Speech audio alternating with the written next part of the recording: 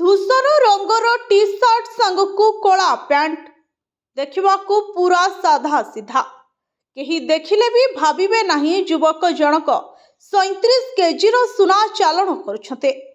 प्रथमे पुलिस रो आखि भी एभली धोखा खाइतला, किंतु युवकंक हातरे थिबा कंबळरू जेतबळे 55 कोटीर सुना मिलिला सेतबळे पुलिस भी ताजुब होइगला। आसामर गुवाहाटी पुलिस महाराष्ट्र जड़े युवक ठारू 37 केजी सुना जबत करिछे। गुवाहाटी पुलिस अनुसार गिरफ व्यक्ति जनक महाराष्ट्र सांगली जिलार अक्षय बंसोडे। से प्राय 2 मास हेला गुवाहाटी रे रहुतले। सोमवार संध्यारे पुलिस विशेष सूत्ररू सुना चोरा चालान नहीं खबर पाइथला, जहाँ परे गुवाहाटीर खारघोली अंचल रे छकी रहितला पुलिस। गुवाहाटीर police deputy commissioner Shambhavi Mishra कहिसंते, आमे युवकंकु धरिबा समय रे से भिकारी बा बेघर व्यक्ति भली देखा जाउथले। तांको हातरे एक कंबळ सह किछि कपड़ा थिला। कंबळ भितरे सुना लुचाइथले।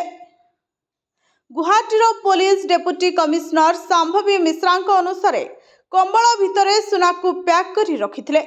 महाराष्ट्र युवक जनक विगत 2 मास हेला गुवाहाटीर गांधी बस्ती अंचल रे रहुतले। पुलिस अनुसार युवक जनक कोरियर बाहक भाबे काम करुथले। तांको काम हेला सुनाकु गोटिए स्थानरू अन्य स्थान रे पहुंचाइबा। विगत 2 मास मध्यरे युवक जनक एभली भाबे 3 थर रे प्राय 20 केजी सुना चोरा चालान करिसते। जबत होइतिबा सुना 24 क्यारेटर।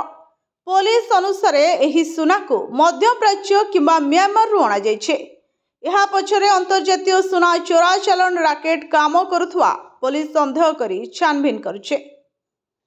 गुवाहाटीर केंद्रीय डीसीपी कहिसंते, तदंतरू जणा पड़िछि सुना मध्यप्राच्य किंबा म्यांमार रु आनी मुंबई, कोलकाता एवं बेंगालुरु पठा जाउथला। गिरफ अक्षयंक सह एही राकेट रे आउ किए अछंते सामिल से दिगरे तदंत जारी रहिछे। ब्यूरो रिपोर्ट, स्वर्ण न्यूज।